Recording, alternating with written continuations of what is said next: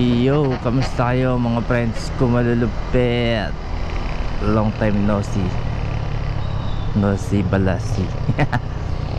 So ngayong araw nga pala is gusto ko lang ipaalam sa inyo na ang aking motor ay 2 years old na siya. Yes sir.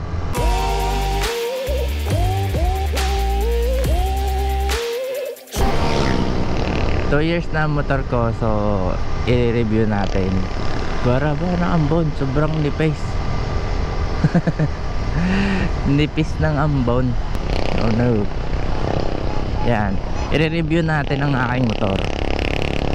Dapat ano po to noong November 30. Kaso nga na busy tayo. Tapos itong mga nakaraang araw ay na busy rin tayo. Kaya nawalan tayo ng time para mag-review. So gigilid tayo dito.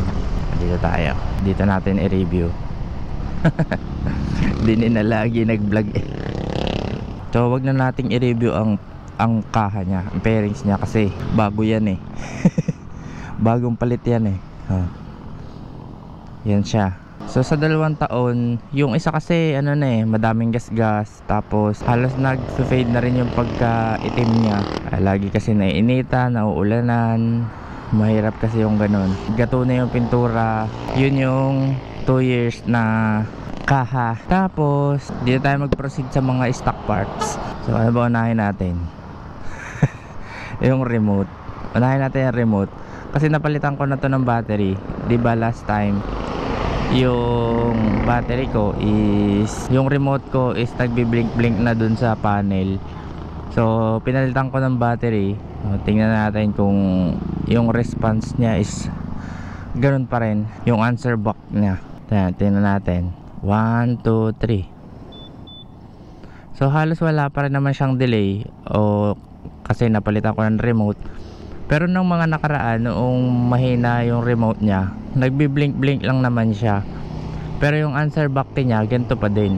Yun, medyo ano pa rin naman yung kanya response, maganda pa rin. Tapos yung brakes natin, yan, parang hindi pa naman nababawasan to. Indication na wala pa rin tagas. Tapos ito palit na to eh. Yung brake ano lang to, brake lever lang. Pero yung brake master hindi ko pinalitan.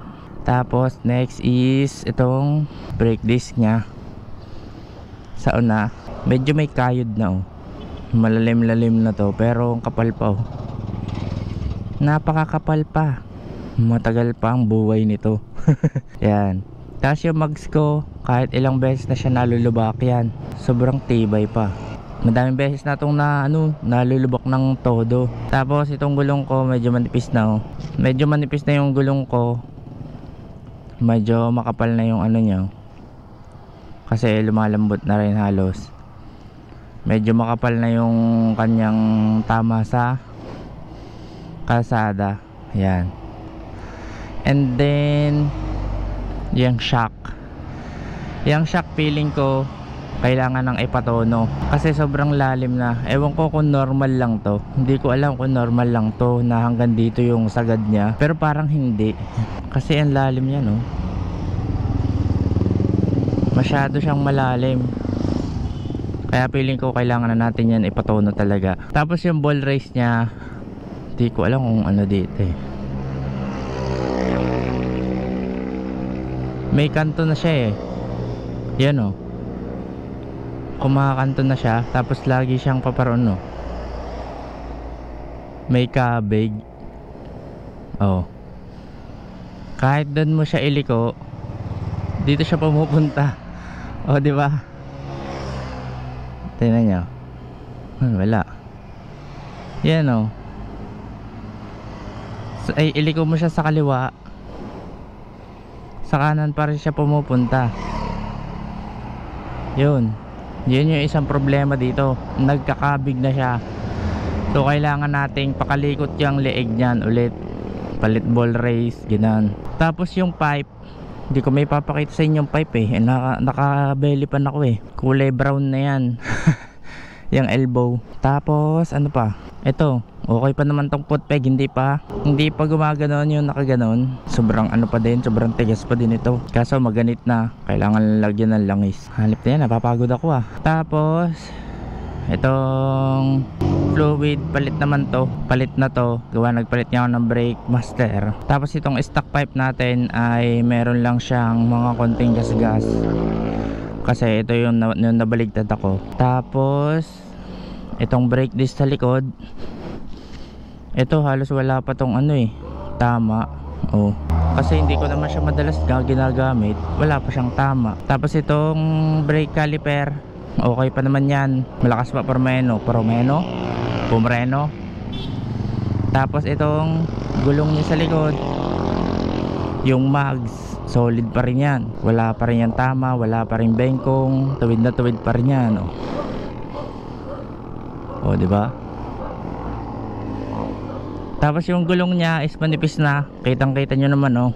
Manipis na, napaplat na yan. So indication na pwede na siyang palitan. Mag-iipon pa lang tayo ng pampalit. Gusto ko kasi pag pinalitan ko, kasama na ang mags.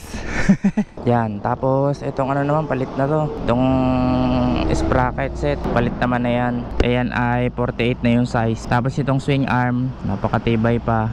Yung rear shock ko, feeling ko may tama na rin yan. Sobrang lambot na rin yan. Kasi last night sinundo ko ang kapatid ko, magaan naman kaming dalawa, pero unexpectedly sumayad yung ilalim ng motor ko sa hump. Ibig sabihin sobrang lambot na ng suspension ko, unat huli. Kaya nakakapagtaka, hindi naman pala nakakapagtaka, nakakainis.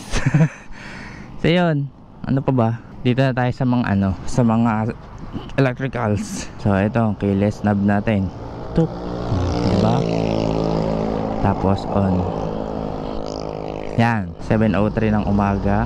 Fuel economy average 47.3. Yan ay hindi ko na nire-reset, hinahayaan ko na lang siya. 47.3 kasama na yung city ride, long ride, tsaka happy ride, mga ganyan.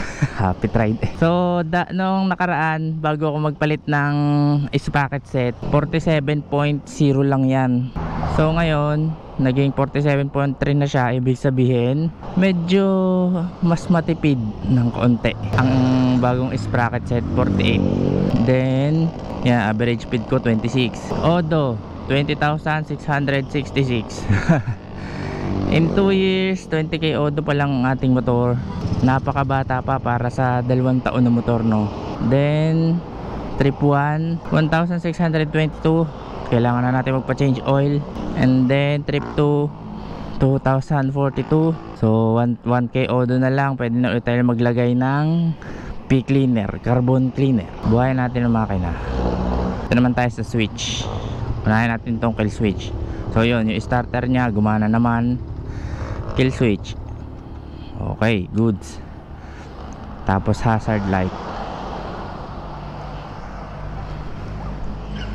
Hazard light, hindi masyadong kita, pero nag-iilaw naman siya.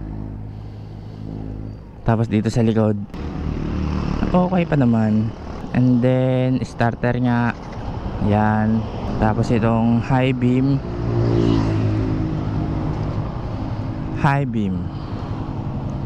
tapos low beam, tapos passing light. Okay pa yan. Tapos signal light. Ayan, kanan. Tapos kakapagod. Tapos dito sa kanan, kanan nga, kanan. Tapos kaliwa.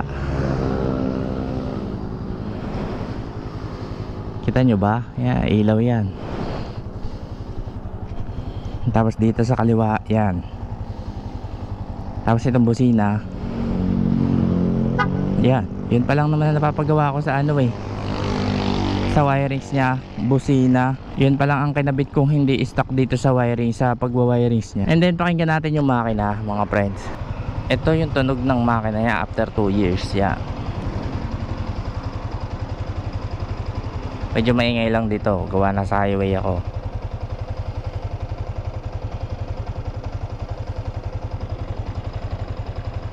Yan, mga friends, tunog normal pa rin naman siya, kaso mas maganda is pa-tune up na rin. Kasi medyo na lakas na yung tunog nung kanyang yung sa valves niya. Pero yung tensioner ko okay pa naman. Parang yung clutch damper medyo alanganin. Overall maganda pa naman ang motor ko. Parang bago pa rin naman siya gamitin. Yun nga lang, itong mga suspension ko una't huli ay medyo kung hindi palitin ay kailangan ng ipatono. Tapos yung leeg ng motor ko, ball race, may kabig na. Kita nyo naman, nililigo ko sa kaliwa, pero pag binitawan ko pumupunta sa kanan, di ba? Naka center stand yun. So yun, maraming palitin sa motor ko, pero yung karamihan naman is goods pa naman. Palitin ng gulong, palitin ng shock, palitin ng ball race, pero overall goods pa naman. Medyo malaki-laki nga lang din gastos yan. Kasi gulong, magkano ba ang gulong? Parang nasa 4K yung mumurahin, pair na yon.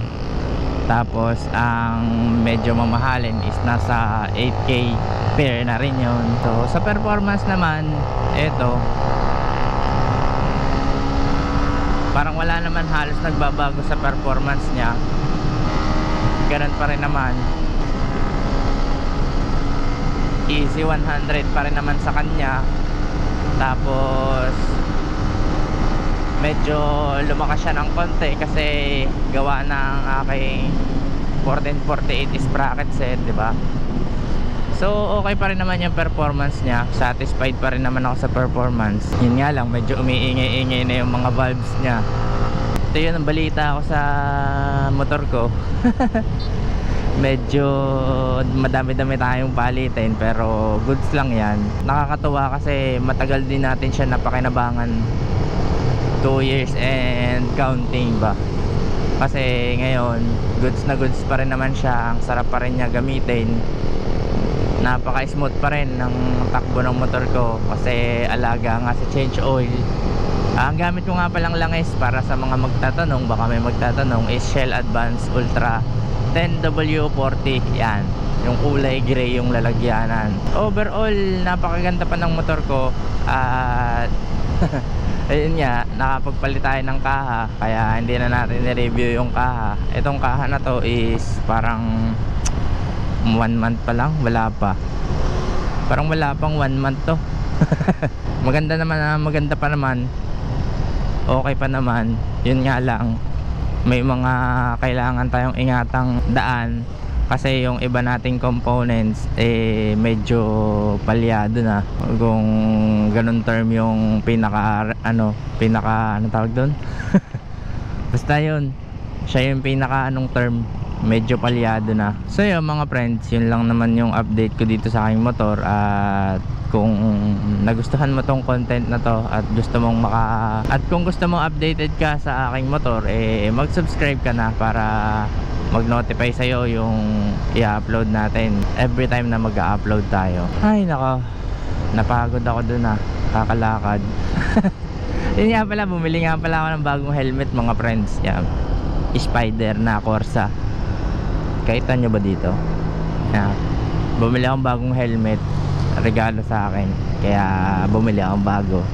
Kasi yung SEC ko luwag na lumuluwag na yung SEC ko kaya nagpalit na ako. Large nga pala to sa sa SEC medium, sa Spider large. So yun lang mga friends, maraming salamat kung umabot ka dito sa part ng video na to. At kung may katanungan ka, post mo lang dyan sa comment. Ang ganda yun lang mga friends, maraming salamat. At may konti lang akong paalala na maghinay-hinay kasi may naghihintay sa ating bahay. In English, don't drink and drive. Peace. Yeah.